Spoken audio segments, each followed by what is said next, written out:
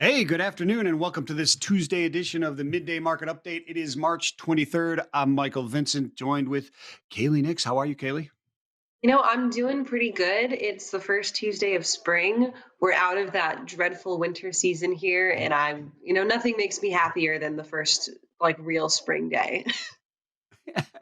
It is the first day. It is the first Tuesday of spring, boy, and it's been Yep. nice around here, man. It has been really nice.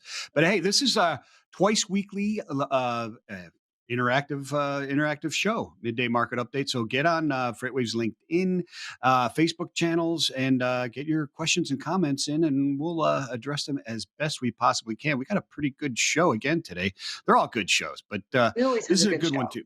Yeah, I mean, come on now. And it has been severely upgraded since you joined. So thank you for hosting with me You know this what? I appreciate that. We're still getting the wings underneath me, but it's all right. It's season. Hey, it's we good. I've made got it. LinkedIn up.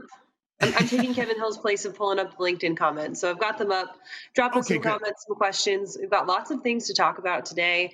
We've got Zach Strickland on in a little bit. Anthony Smith going to tell us how skeptical he is or not is today. You know, Yeah, he's his skeptometer, the Anthony Smith skeptometer. We got Nick Austin doing the weather as usual, and we've got Andrew Cox coming up here in a moment. But we also have. And we've had him on before. Ken Sherman has been on before. Now, Ken Sherman is GM and President and IntelliTrans. They basically, if it comes out of the ground, they're monitoring it, right? This is first hmm mile type of stuff. He'll tell us what's going on in that marketplace. And Ann Larocco is on CNBC Senior Editor for Guests and of Guests, I'm sorry, and Maritime Trade Columnist for FreightWaves. Talk about a couple of very important things. COVID passports and the COVID vaccines in the maritime industry and what it means to trade. Very important stuff, Kaylee. Very she's important. always got some really, really good insight, whether that's for FreightWaves or on CNBC. She always takes a really deep dive and gives a really critical eye on things going on in the ocean industry. So if you guys don't follow her on LinkedIn or on Twitter, you guys should definitely go do that because her content is A plus. Absolutely, always insightful speaking with her. I'm glad to have her on again as maritime is once again hitting the headlines. But you know who else is hitting the headlines today? It's FreightWaves is hitting the headlines today, and we've got Andrew Cox to prove me right. Andrew, what are you doing, brother? Hey, Mike. Yeah, I have some breaking news. I'm very excited to announce that FreightWaves has made an acquisition. FreightWaves is excited to announce the acquisition of ELD Ratings and a rebranding of the consumer-driven ratings and review site to FreightWaves Ratings. The goal of FreightWaves Ratings is to become the go-to site for reviews and product ratings that owners of trucking companies and logistics companies can use when selecting new vendors for their fleets or their operations. There are multiple sources who rate various products right now, but there is no single source of information, ratings, or reviews for the freight industry. The primary review will be written by a FreightWaves staff, but all the ratings are user generated by people who actually have bought the product and are using the product currently or have used it in the recent past. So if you have used a dash cam or an ELD recently, those are the two products that we've launched with, but we've got many more products to come. If you've used a dash cam or an ELD recently, jump over to ratings.freightwaves.com and let us know what you think about it. So the first thing I thought when I heard news of this acquisition this morning was someone was watching Midday Market Update with us last weekend on Thursday when we were talking to the folks from Enru AI, and I said, "You guys need to generate a system where your consumers give reviews so that people know what's going on in the industry." I think I deserve a cut of this acquisition because they were listening to me. It was a great idea, and I agree with you 100%.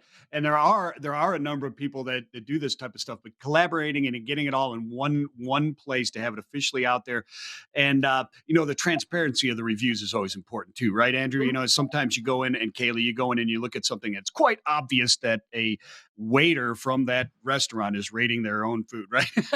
So It's like Amazon having that there, reviews. yeah, it is like Sometimes Amazon reviews. sometimes an Sometimes it's Amazon review is a paid review, but it yeah. sounds like we're gonna come at this with kind of the whole objectivity of our analysis, and that's gonna be really, really good for people who are checking out FreightWaves. Yeah, yeah, yeah. Keep it on the up and up, and keep it very legitimate as our shipper of choice awards, et cetera, that we have that are completely voted on by the public, by the shipping public, and then sealed and by an accounting firm, et cetera. So we don't have anything to do with this, just presenting the information. It's a great service. It's a great Yep. service. There was another interesting or proposed, I guess, acquisition or mega merger that occurred over this weekend. Andrew, can we dive into that a little bit?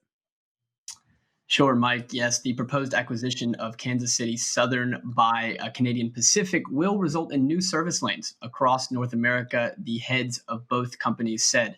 The deal is worth $29 billion and is pending approval by the Surface Transportation Board, which should be a lengthy process. They're expecting that to go on through the mid of 2022.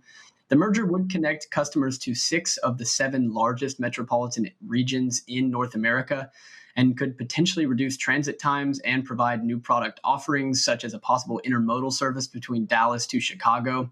The merger would also enable north to south customers to avoid the congestion-prone Chicago via Canadian Pacific's Iowa network.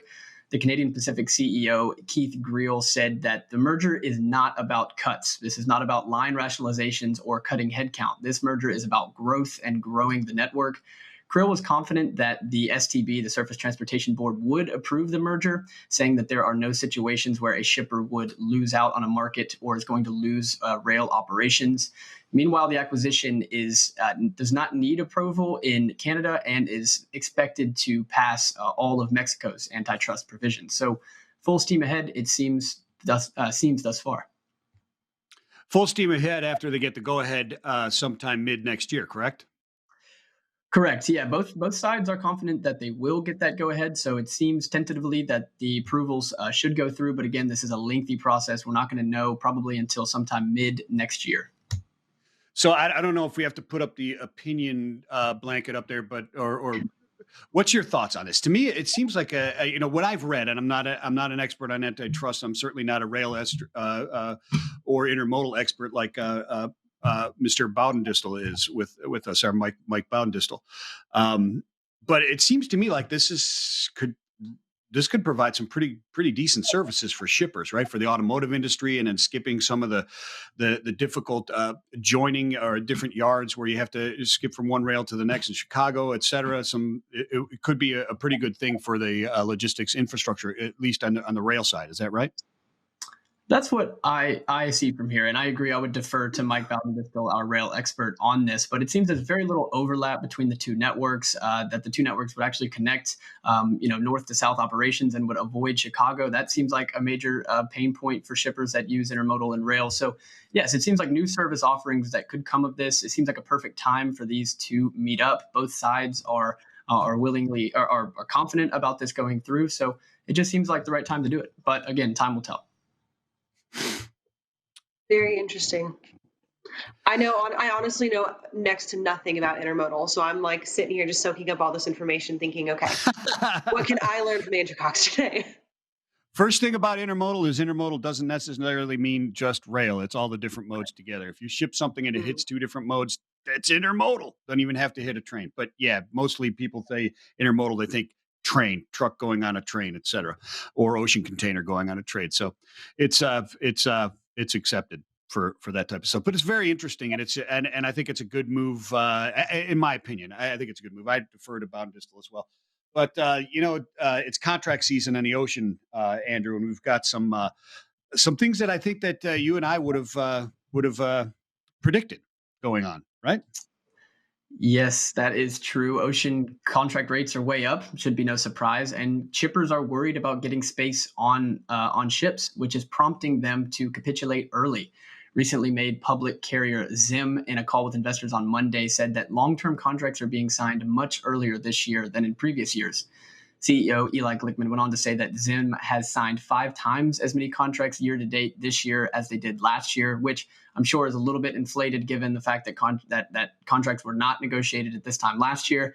But Zim does not intend on decreasing its spot market exposure, which means that its slots for contract customers will sell out more quickly this year than it did in 2020. Recently negotiated contract rates are up about 50% higher than the rates last year, Glickman disclosed.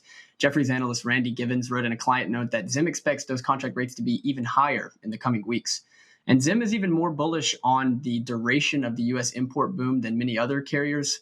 Glickman said that the company expects import volumes to remain elevated throughout the year into 2022, simply to replenish the low inventory levels now back up to pre-pandemic levels. Mike?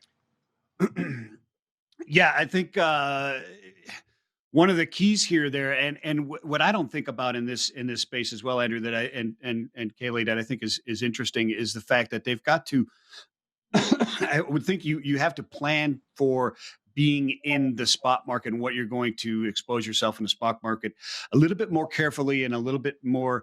Let's just say you need to. A little bit more jurisprudence has to be set into it as far as looking through how you're going to apply, how much of those slots you're going to apply to contract versus spot, right? Because you got to look at will spot die or won't it?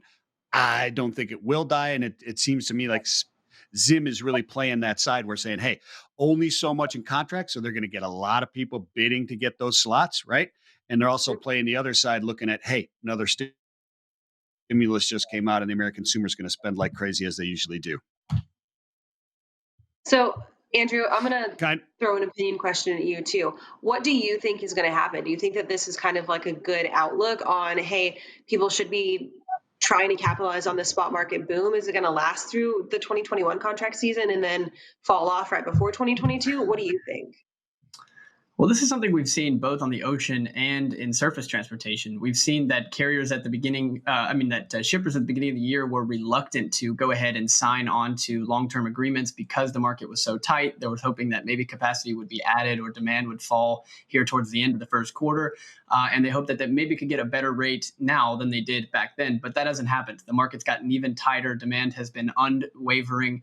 So they're kind of stuck. So I think that capitulating now is probably the right move, given that we don't know where spot rates are going to go. There is some relief on the capacity side. We've seen the container exchange, container availability come back down into pre-pandemic levels. So containers are getting more available, but demand is completely unwavering. So it seems now would be a good time to capitulate. But again, ocean is not my forte. So I would defer to Greg Miller or anybody on the oceans for that. Well, we got Ann Larocco coming up, so we can ask her about that a little bit later. Good question for her. Yeah, that'd be an excellent question. We'll definitely get that answered. We also have another one more acquisition in news here too, right, Andrew? We got another one of those. Yes, we do have one more acquisition. This one is from truckstop.com. They announced on Monday that it has acquired RMIS, a California-based carrier compliance automator. RMIS is able to fulfill 98% of freight brokers' requests for carrier certifications of insurance within 60 seconds. Truckstop will use those capabilities to augment SaferWatch, a similar carrier onboarding solution that Truckstop acquired back in 2018. Truckstop looks to bring a compliance as a service product to the freight industry through the marriage of SaferWatch and RMIS. RMIS is known for its ability to use APIs to service very large customers, many of which have proprietary TMS systems. Some of the names for you on this list are Coyote, Global, Trans, Echo, BNSF Logistics. Some very huge transportation providers use RMIS for carrier onboarding. SaferWatch is more known for its penetration of middle market and smaller brokerages. And beyond offering a consolidated compliance as a service offering to the freight brokerage industry, Cole, the CEO at truckstop.com, said that RMIS would make Truckstop's freight marketplace more intelligent. RMIS's freight brokerage data, which includes companies' insights into which relationships carriers have with brokers, will reveal structures and patterns that Truckstop hopes to leverage. Truckstop may be able to create solutions that recommend previously unknown capacity to a brokerage during a tight market or connect a carrier to more sources of freight in a looser market. Yeah, it seems like a pretty good move there, Andrew, when you look into the differences between RMIS and SaferWatch, right? I've used SaferWatch before. I have not used RMIS. And when you start talking about it, it has kind of that structural detail of who works with who in the different areas. I can see where that marriage or looking for capacity, where available capacity, or even the intelligence of matching, should I say, starts to come in, or at least suggesting starts to make some sense and some efficiencies, rather than just do they have insurance or don't they have insurance, which is really SaferWatch, right? Yeah, I think it makes a lot of sense. It's a vertical integration. You also get in with many of the bigger brokerages that you haven't been able to crack with SaferWatch, so get to take market share from some of the big guys while also retaining SaferWatch for the smaller guys. I think it's a good move for Truckstop. Absolutely, sense. absolutely. Now the point of sale comes out, does it not? Is that today or tomorrow, or when does that come out there, my friend? It came out yesterday. Its point of sales come Yesterday. out That's what it is. Right on. Monday and Thursday. So yesterday I took a look at LTL's place in e-commerce. LTL, I think, is very uniquely positioned to take advantage of multiple trends that are emerging from e-commerce acceleration. The first one is just a higher amount of e-commerce orders that we're seeing online right now. Parcel networks can't handle the amount of e-commerce orders that we've seen, and that's not really the big opportunity here. There's also bigger and bulkier items that are being bought online. But buying books and t-shirts online is one thing, but when the pandemic locked us all in our home, we became very comfortable buying sofas and desks and really big items online. And it's important to note that LTL and Final Mile are two separate services with different offerings, but in certain situations where there's enough density and the correct equipment is in place and the freight can be easily offloaded, LTL can and is fulfilling Final Mile deliveries. And I think the biggest opportunity for LTL here is the move to BOPUS and ship from store. Despite the majority of sales growth at retailers coming online in the past year, retailers are now moving more freight. Many retailers are moving more freight through their stores than they were prior to the pandemic, because they're leveraging them as localized fulfillment centers to get a product closer to customers. And most retailers can't regularly fulfill 53-foot trailers every day as they're moving more freight through the store. So I think that this lends itself to LTL expansion as well. And the last point is that you have retail brick and mortar expansion this year. This is going to be the first year in I think more than a decade where we have more retail store openings than store closures. And many of those stores are smaller store concepts as retailers move away from the wholesale model and towards direct to consumer. In any case, there's just a dispersion of endpoints to either stores or to homes. And I think LTL is uniquely positioned to fulfill a lot of that need. Andrew, do you think that there's going to be any kind of shift in buying behavior once we're all, vaccinated and released back out into the world? Are those smaller brick and mortar stores going to be overwhelmed by the sudden amount of foot traffic that's in and out of their doors since they've transitioned to that model? I think that would be the hope, but no, I don't think that is the definite answer. I think that brick and mortar foot traffic will definitely pick up when we're vaccinated in the summer and in the back half of the year. But you also have to think that these brick and mortar stores are now having to compete with things that Americans haven't been able to do for the whole year. So concerts, vacations, sporting events. Everything, all these service-based spendings that we haven't been able to do, those are going to be available to us and competing with brick and mortar stores as well. So it's not going to be easy to just grow back sales hugely, but I do think people are going to go back to stores. I don't see the percentage of online sales dropping too much, but I still see strong online sales this year and brick and mortar picking up in the back half of the year. Do you think it's Andrew? Do you think it seems to me that if it were a boom, everybody's vaccinated, released out into the world, like it hits my mind visually as Kaylee described it, like as this singular event. Boom, everybody go.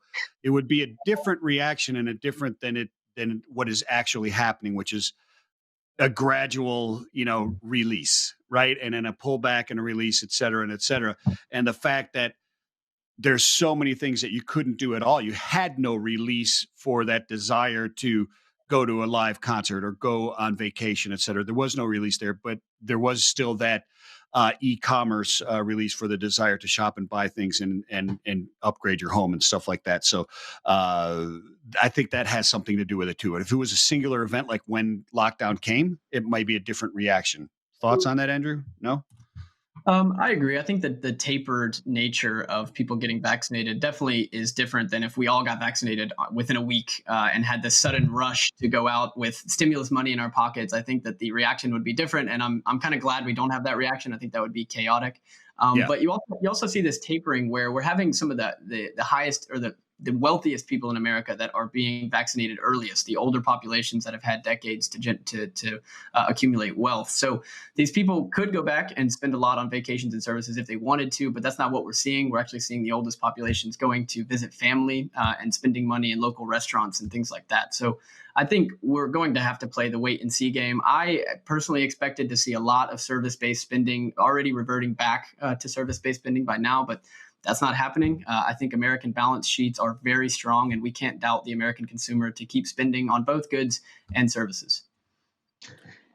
Excellent. Michael, you're talking about that single event of everybody's vaccinated, everybody's ready to go. Checking out the LinkedIn comments, Rhonda Bumpenza Zimmerman, our trusty gal, she's always on our LinkedIn, and I love to see that. She says vaccinations are open for everyone 18 and older in Arizona as of today. Nice. So that could be that singular event. Let them all out. There you go. We got Ghani from Bangladesh representing today.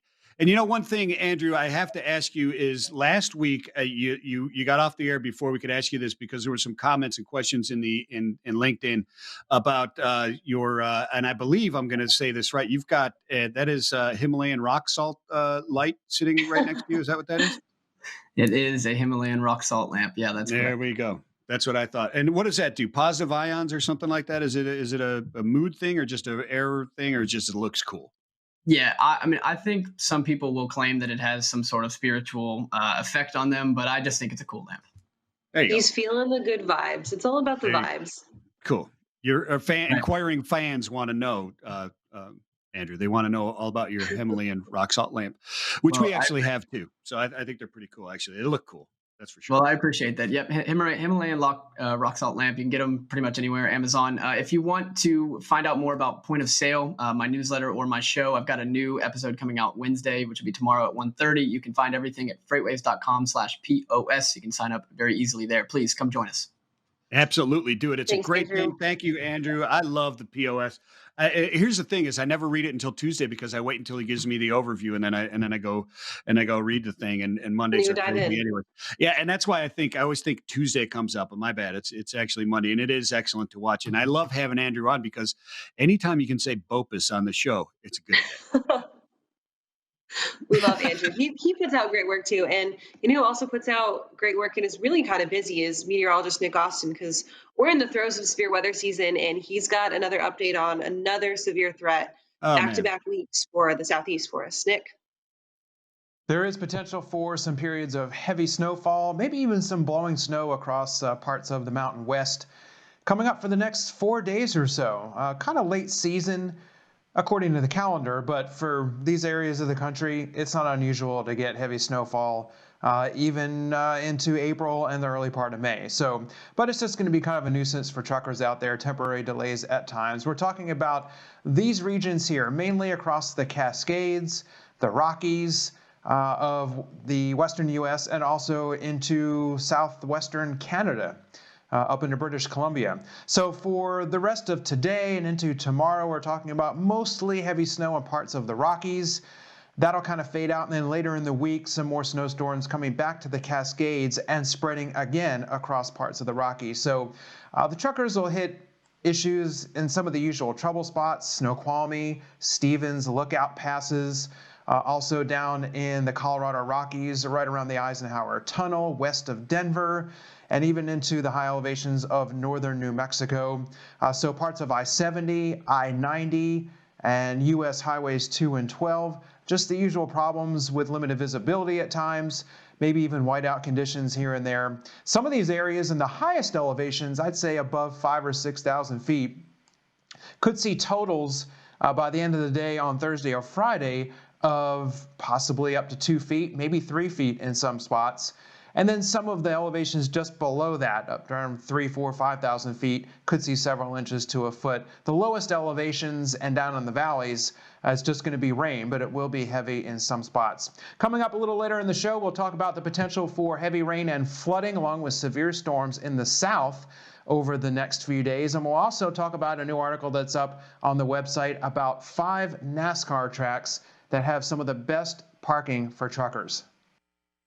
All right. Best parking for truckers. I love it. Listen, I bet Texas Motor Speedway is at the top of that list. Oh, all right. We'll have to see how well you do. We'll see where it is. Maybe we'll find out where that lands. I'm just jealous of all the spring skiers this year. Boy, howdy. Another 2 feet of fresh powder for the weekend. Man, it's going to be crowded getting out of Denver. No, it's going to be crowded on the road. Yeah, buddy. Mary Jane Mountain's going to be packed. That would be sweet. But let's move on to freight markets. Let's see what's going on in freight markets with our Sultan of Sonar, Zach Strickland. Hey guys, so the big surprise here in the last day or so is the outbound tender rejection index for the nation jumped. Its biggest jump in over a month, I should say, since February 19th, about a half a percentage point jump from 26% to 26.5%. It had been sort of hovering and middling, not a lot of volatility, and then all of a sudden in the last day or so, things jumped up. The reason for that is, largely van-driven. The van rejection index for the nation jumped up significantly, whereas the reefer rejection index fell over the last little bit. So that means that, it's not a produce season or something like that would cause that level of volatility out of nowhere. It does appear to be originating, though, in some unusual spots. So smaller markets, such as Winchester, Virginia, Rock Island, Illinois, both showing the most significant day-over-day changes as rejection rates in both markets have jumped significantly over the last week. Now, these are not necessarily your large hub markets like we're talking about with Atlanta, Chicago, et cetera. These are kind of those off-center markets. They still have decent amount of volume, but we're talking about a 0.7 to 0.8% on average outbound tender market share value, which is under that 1% threshold. Now, recently, the tender volumes have gone up significantly here over the last few weeks in both of those markets, so they have grown out of that average range. They're definitely operating above level, but that is definitely two markets to watch here over the next little bit as volumes are growing, tightening capacity. Carriers aren't necessarily set up in their networks to cover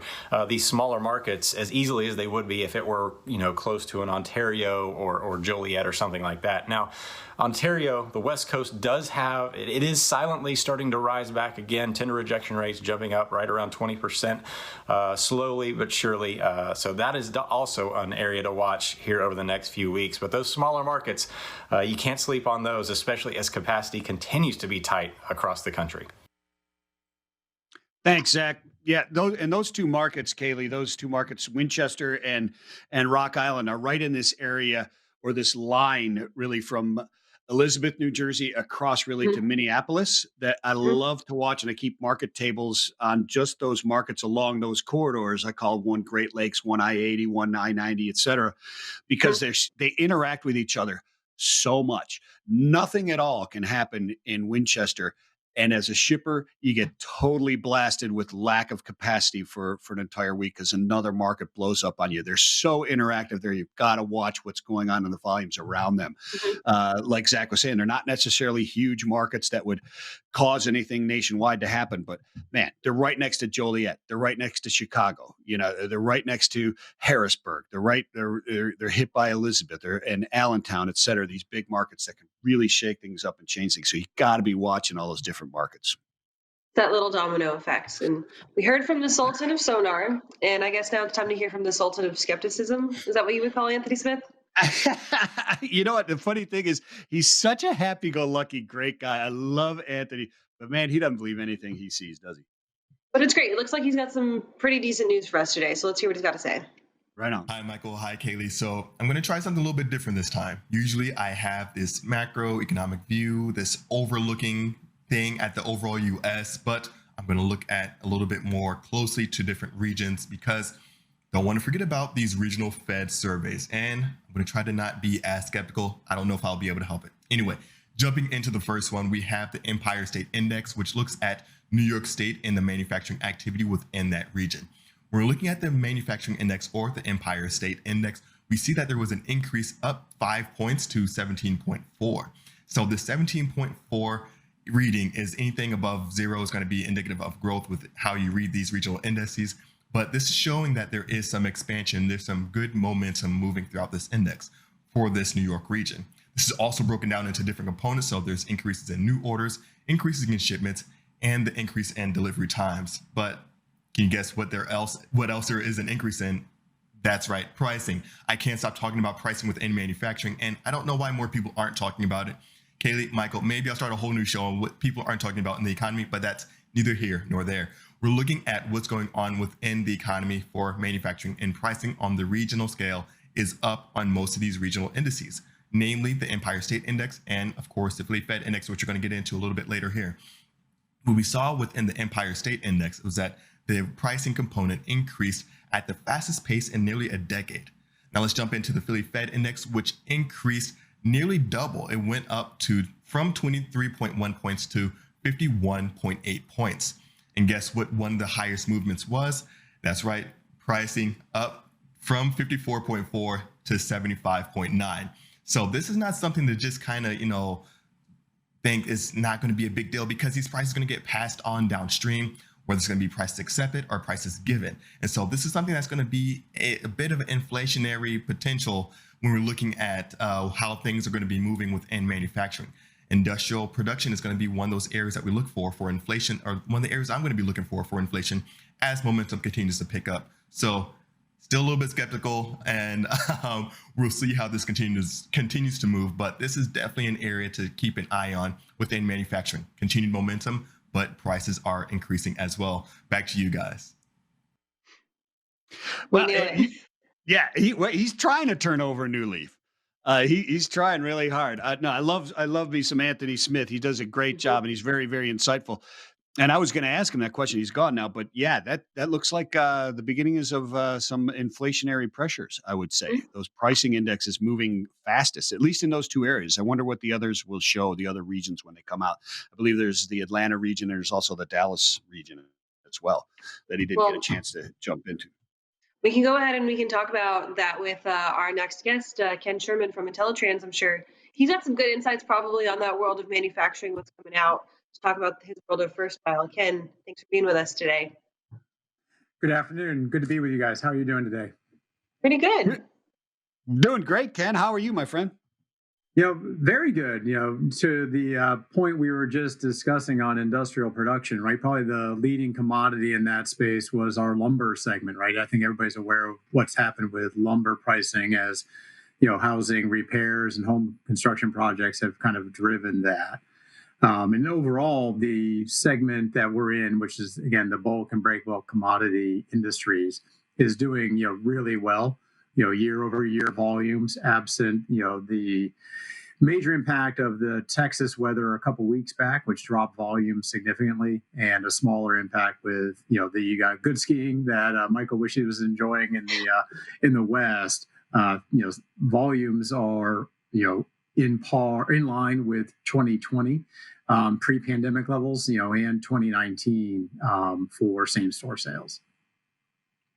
Wow. So it's back to pre-pandemic levels, which is, I guess that's pretty good. So when we're looking at the break bulk moves and the commodity moves, et cetera, we look at, like container geddon, as we've called it, right? You got all these ships lined up in the port of San Pedro Bay, et cetera, port of Los Angeles, and capacity and truckload.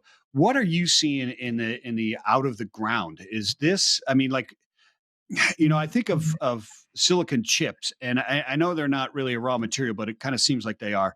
They're so essential in so many different things, and they're so widely used all over in so many different things. They seem like they're a raw material. What are we seeing in raw materials? Are they delaying any of this production, or do you see Anthony talking about the Empire State Manufacturing Index and the Philly Fed they're looking good movements up? Where it impacts our customers, because they tend to be the largest exporters in the U.S., are typically our customer base, with things like forest products, with scrap paper being exported overseas and things like that.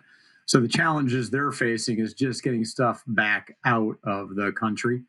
And so with the demand, being soaked up on the retail side for the containers and some of the congestion, it is making it, more challenging for them to be able to do the export side of the business. And what we're seeing driven out of that is the increasing demand on our side, for having everything in one place. So that kind of control tower view that we talk about quite consistently. But it's beyond having, say, just the shipment visibility in one place. It's how do you have the whole planning and execution in one place, so that if something gets disrupted by a container not being available, that's before the shipment's even visible for the next customer. So how do you take that into account in the planning process, and then make recommits to the customers who are dependent upon that shipment that got delayed because of the prior shipment? Right. Ken, so I've got a question for you. You mentioned the delays from Texas weather and everything that happened back in the middle of February. And one of those delays was that some of the major petrochemical plants down around the Houston area were completely offline, and they've been seeing delays 2, 3, 4 weeks post out. Do you guys have any visibility on what's going on still down there? Or have you guys seen any downstream effects from what happened and what was still happening in the recovery process? Yeah, most of that seems to have been recovered for us at this point at the macro level. Obviously individual locations, may vary.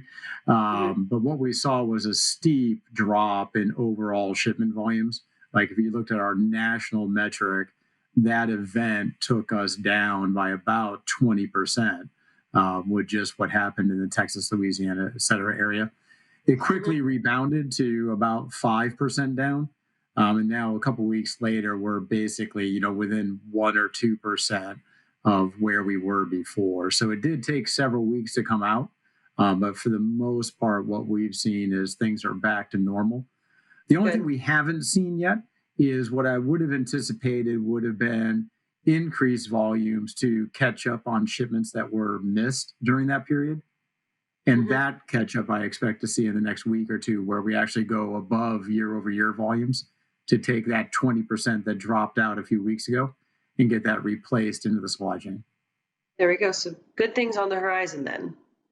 Yeah, I think so. We're bullish on 21 with all the macroeconomic stuff going on and the overall progress, like you guys were discussing earlier on vaccinations and things like that.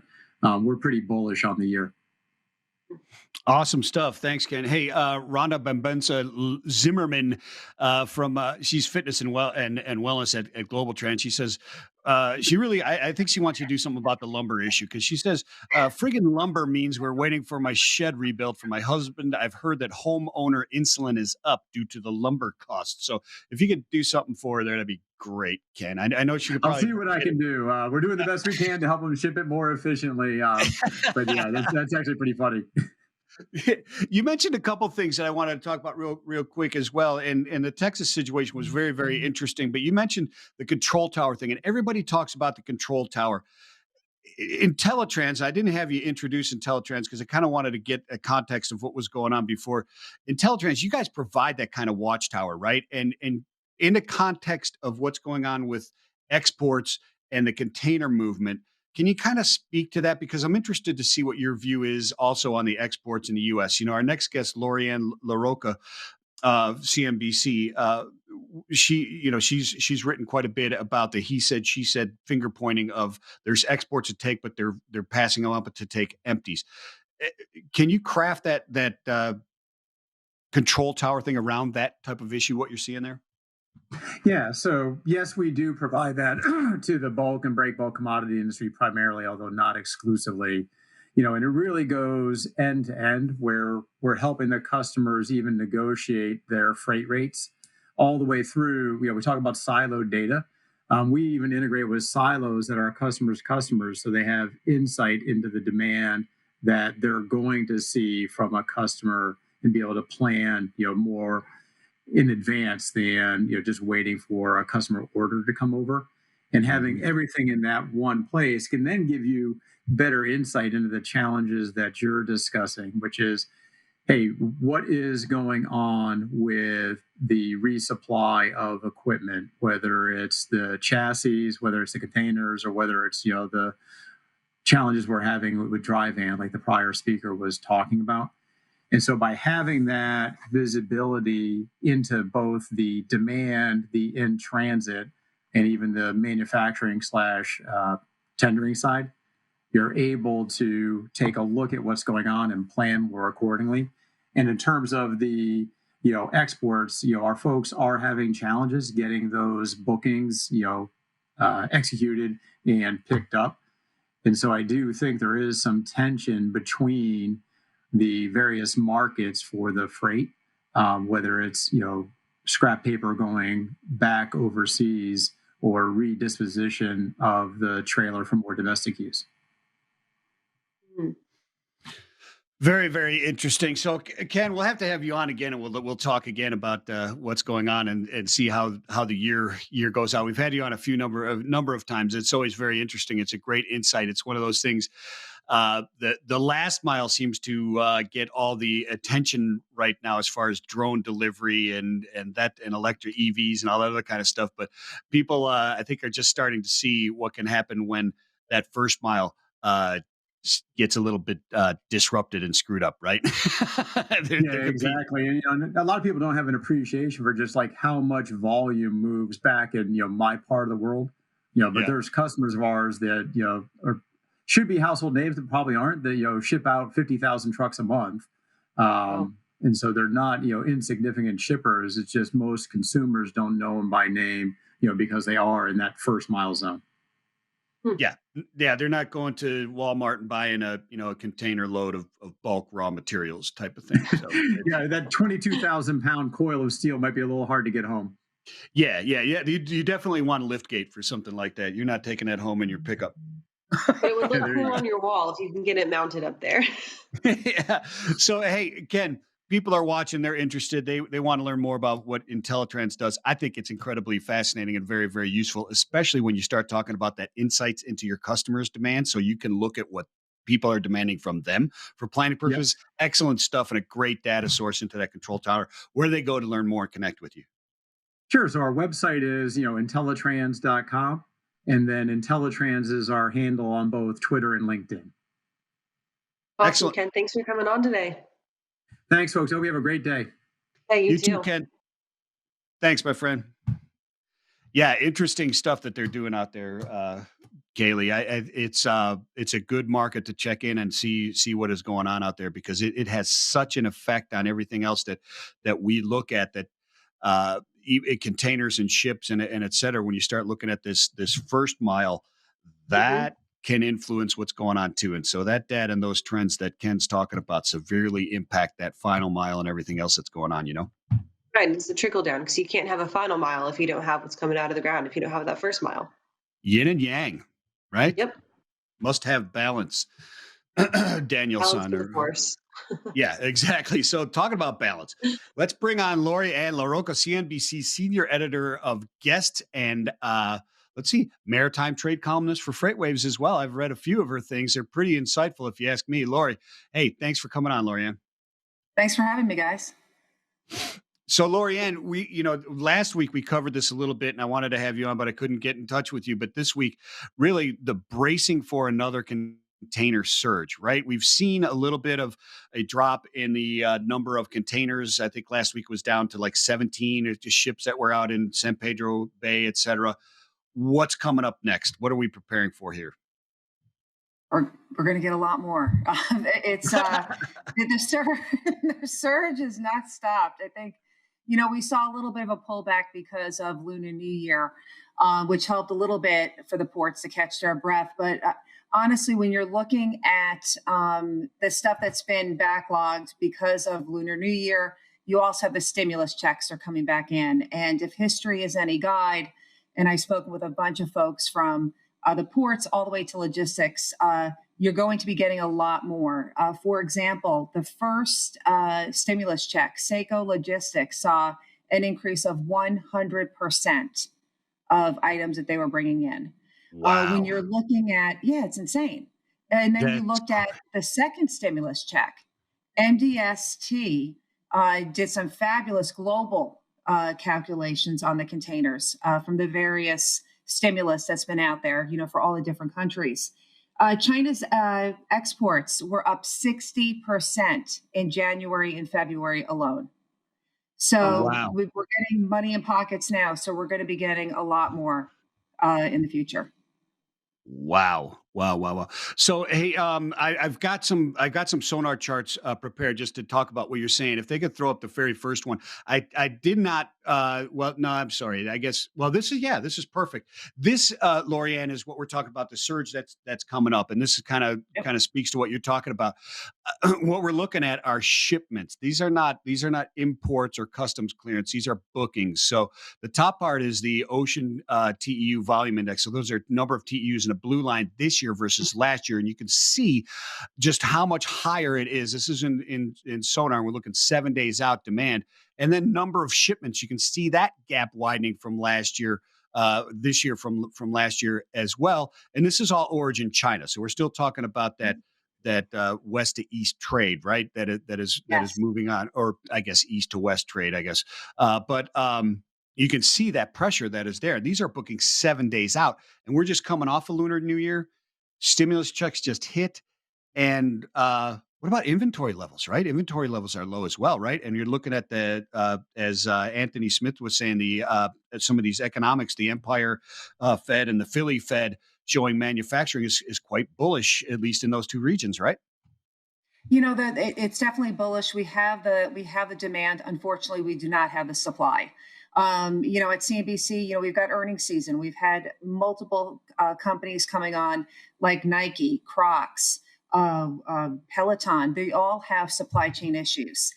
For example, last week, Nike came out saying that they had supply chain limitations. And the interesting thing is they use the port of Tacoma.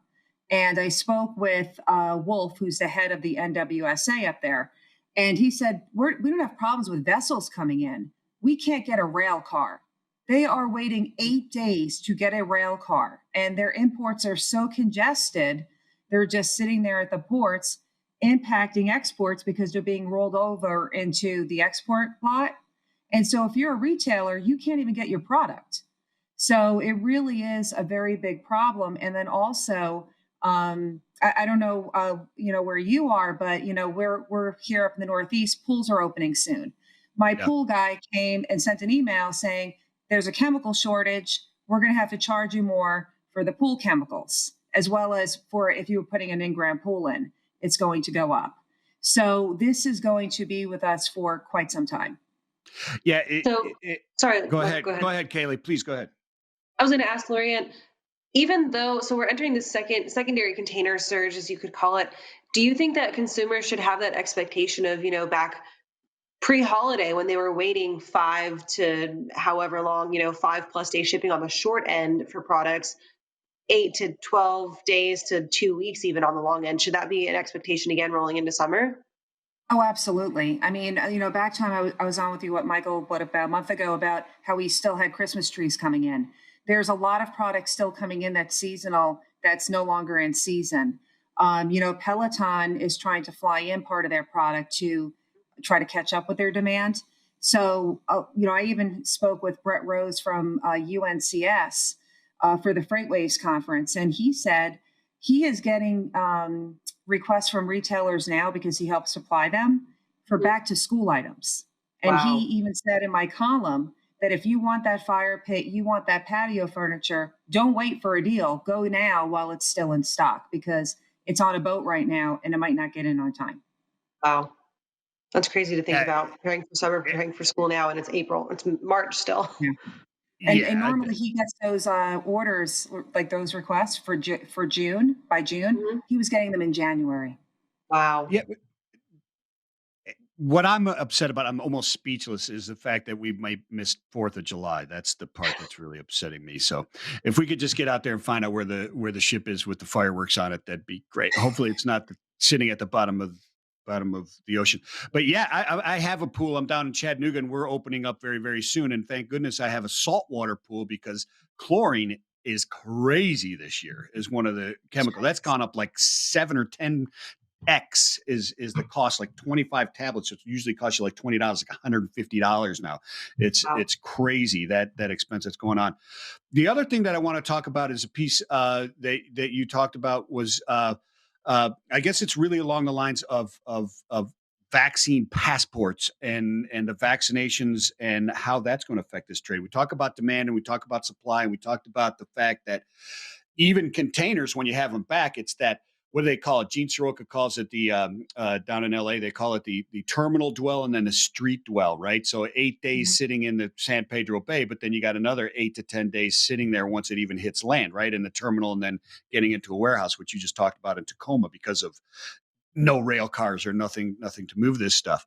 But what about the vaccines? What's the danger going on there, Lori?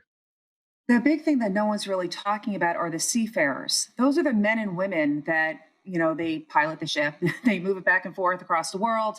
They help load and unload the containers. They help with the tankers and, be it LNG or oil. And the interesting thing here is I spoke with the Secretary General from the International Chamber of Shipping, and they sent out a letter warning that over 90% of seafarers come from developing countries, and those countries are not going to get the vaccine until about 2024. And so we're hearing a lot about these vaccine passports, which you would think it would just be for you or I, right? If we want to go on a cruise or, or if we want to fly to some exotic island. This also is going to be impactful on the seafarers. You have in China, which is one of the largest crew change hubs in the world, they have now mandated a new mandate where you have to have the China vaccine in order to get off the ship. So if we're going to have mandates of certain vaccines as well as a vaccine passport, and you have men and women that do not have access to a vaccine, they will not be able to get off their ships. You don't know if they'll be able to go home. And then more importantly, will people then not want to be a seafarer? And if we don't have this, they are raising the flag, the ICS, that this can impact global trade. So, in the end, it's all about the human capital, and we need people to move things. And the most important people that are moving our product a lot of them don't have access to the vaccine. So I don't know if you have any insight on if there's any intention by the WHO or any type of collaborative effort to kind of move those vaccines and move those seafarers into maybe a vulnerable population so they have access to the vaccine regardless of where their home country is. What they're trying to do right now is they are going individually to the various governments. I know they have had initial talks with the Federal Maritime Commission. I have spoken with Gene Soroka over at the Port of LA, who has told me that, once they go through the pecking order of all the individuals within the port getting their vaccines, that they will be looking at the seafarers. But you also have to look at what vaccine makes sense. And honestly, it would be J&J because it's one shot. Mm-hmm. So the talks are ongoing, but it's going to take a tremendous amount of time. And you and I both know when it comes to politics, nothing moves fast. And also the coordinated effort that it takes to keep a track on them as they're moving globally everywhere, because they're not necessarily consorted in one specific port, one specific area. They're moving freight everywhere. Exactly. And also too, let's not forget these men and women. Some of them were stuck on ships for almost 2 years. You've had suicides. You've had sickness. You do not want COVID on a vessel, because if you're in the middle of the ocean, you're not going to get medical attention. And the sad thing too is, Michael, I heard your reaction about those taking their lives. There are people that can't get their loved ones back. They have to repatriate their bodies. And this is a real issue. It's just sad.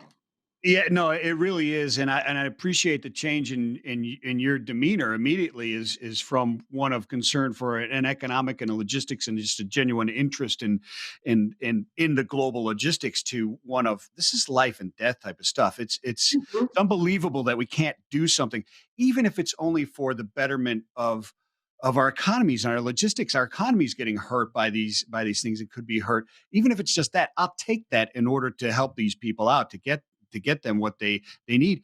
And the other thing we're kind of glossing around is, and Dooner said it best, I think yesterday, is that when we were talking about the same issue really with the with air flights in and out of the cargo flights in and out of Hong Kong is the weaponizing of the vaccine, right? I mean, we could be seeing that in maritime as well, right, Lori?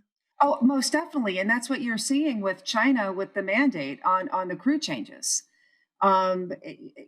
It's literally lunacy if you think about it.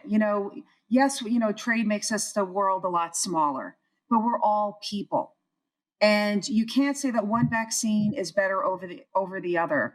Shots have to go into arms, and it's not where someone on LinkedIn made a comment on my post saying they can't make them. You can't make somebody get a vaccine. That's fine. That's an individual choice, but they should be given that choice. And over 900,000 of world seafarers are from developing nations. Think about that. 900,000 people. And they're away from their families, for a long time. And now with COVID, your 3 to 6 month contract is definitely going up a lot more. So this is something that really has to be addressed. And they're going home to a country that probably doesn't have and can't afford the vaccine, which is something that struck me as crazy that we're just now starting to talk about limiting the profits on the vaccine. Really, like that wasn't thought Yeah. of before. I don't understand how that just came up to me. I don't know. Yeah. But really, really, Kaylee, if you've got another question, we've got time for one more, but I think, but we gotta get moving here. We only have about 4.5 minutes left. Lori, how do people reach out? Where do they catch your stuff? It's really interesting. I love what you write about it. It hits a human aspect and a logistics aspect, and I really love reading your stuff. How do they reach out? Well, thanks, Michael. You could check me out on LinkedIn. I post all of my stories there, on Twitter, as well as on CNBC.com, where I put most of my other stuff there as well. Excellent stuff. Thank you, Thanks, Lori. We'll Lori-Ann. have you on again very, very soon. Thank you, and have a great day, please. You too. Thanks, guys. That's just, that is the most frustrating thing, because like you see the inadequacies in your home country, but then you think about people who really don't have a choice. It's their profession, it's their home country, and they're probably some of the most important people behind the scenes to keep the things going the way that we like them to go. And it's just like they're an afterthought when it comes to being vaccinated. Yeah, it's absolutely crazy. And now we've got this Johnson & Johnson. It's one shot. Why isn't somebody thinking like Lori is? There's the one. Boom, do it. That's the one to do. Let's make it happen. Every country has a vested interest in keeping the maritime, the air, the trucks moving. Why aren't we taking care of this? I don't understand. I don't understand. Maybe we need to start a movement, Kaylee. I don't know. Maybe we do. It's a problem we're Maybe. going to have to keep an eye on, but let's keep that for another day. Let's talk about what's going on tomorrow. We've got the 3PL Summit, another virtual event for us tomorrow. Yeah, no, it's going to be awesome. So the 3PL Summit, right? It's the pros in the middle that keep the freight moving is the first line. And it's 100% true. It's the intermediaries. And first up tomorrow is going to be, who is it? It's Ann Larocco, who is the president and CEO. Kevin and I talked to her late last year or early this year. She's, I think she's new taking. Didn't she take over in the fall for TIA? But really tremendous, great speaker. It'll be really interesting to hear from her. She'll be our keynote tomorrow. We've got a full day slated up. There's some really, really great people on there. And we've got live with Sonar, live with the truck. We've got Andrew's point of sale that comes out tomorrow. We've got live Great Quarter Guys, I believe, is on the agenda for tomorrow. That's right. So it's going to be awesome. Zach and I are going live tomorrow. We're going to be doing some Sonar tomorrow, some freight forecasting live tomorrow. We're bringing back that show. Tomorrow's the inaugural show, so that'll be cool. And Duder and I, we're going on an interviewing marathon tomorrow. It's a bonanza tomorrow. Because you all have 7 interviews lined up, I think, for the day. Yeah, and I think there might be 1 or 2 more. It's going to be crazy, but it's going to be awesome. You're going to hear from everybody, man. It's from 9 to 5. It's going to be packed. It's going to be great. We're probably giving away a Roomba or something like that. I would imagine that's what we're doing, right? And it's going to be tremendous. So get in there, and it's free as usual. Register, get in there. You can network with people, make a ton of connections at these events. I know I always do, and I'm at every single one of them. So I see new people all the time. We got more events even coming up after that. Enterprise Fleet Summit is Wednesday. April 7th is Wednesday, or is Enterprise Fleet Summit. You got Net Zero Carbon Summit on Thursday, April 22nd. Drone Waves. Is there anything cooler than that?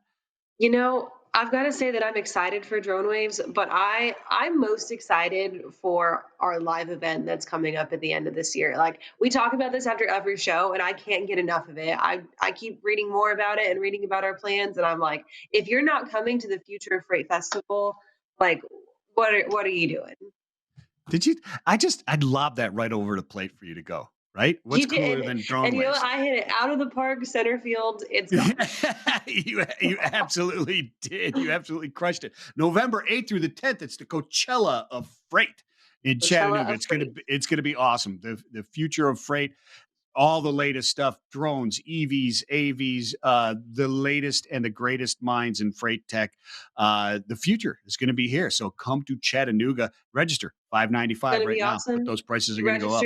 You might get to see Michael Vincent play bass. Or if you just keep up with us on social media and always check out Midday Market Update here on Tuesdays and Thursdays. Thanks for hanging out with us, guys.